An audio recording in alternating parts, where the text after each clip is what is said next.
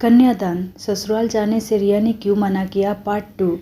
पापा, आपको याद है जब मैं एक बार आंगन में आपके साथ खेल रही थी, तब मैंने आंगन में लगे हुए एक पेड़ को देखकर कहा था कि पापा इसे यहाँ से हटाकर अपने बगीचे में लगा देते हैं। तब आपने कहा था कि बेटी, ये 4 साल पुराना पेड़ है, इसका नया जगह नई मिट्टी में ढल पाना मुश्किल होगा। आज मैं आपसे पूछती हूँ, एक पौधा और भी है आपके आंगन का जो 22 साल पुराना है, क्या वो नई जगह ढल पाएगा? दयाशंकर जी की आंखों में आंसू आ गए, उनका गला रुंध गया।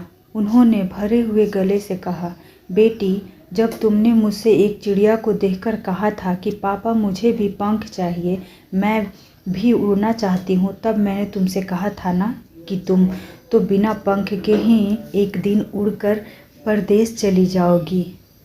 बेटे, यही जीवन का सत्य है। माँ बाप चाहकर भी अपनी बेटी को हमेशा के लिए अपने पास नहीं रख सकते।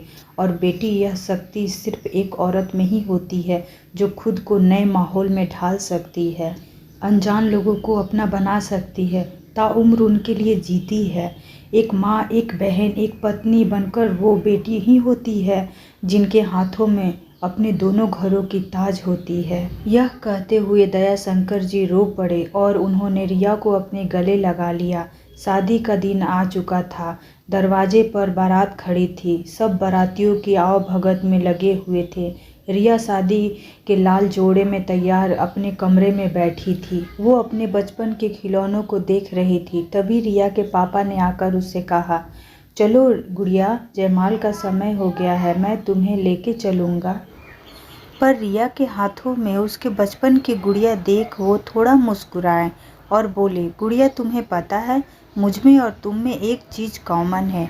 रिया ने कहा, कौन सी? उसके पापा ने कहा कि तुम्हें अपनी गुड़िया से बहुत प्यार है और मुझे अपनी गुड़िया से। रिया अपने पापा के गले लग गई।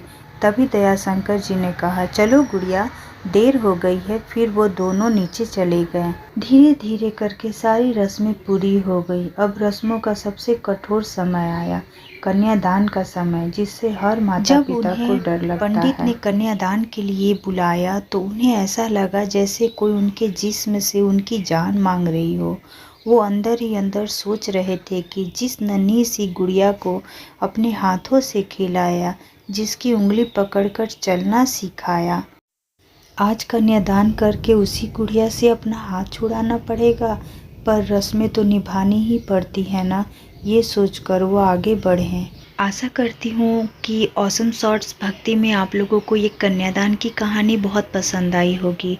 तो ये था हमारा second part and third part मैं बहुत जल्द लेकर के आऊँगी। तो हमारे ऑसम शॉर्ट्स भक्ति में आप लोग बने रहें और उम्मीद करते हैं कि अगर आप एक सब्सक्राइब नहीं तो एक लाइक तो कर ही सकते हैं। मिलते हैं हम लोग थर्ड पार्ट में।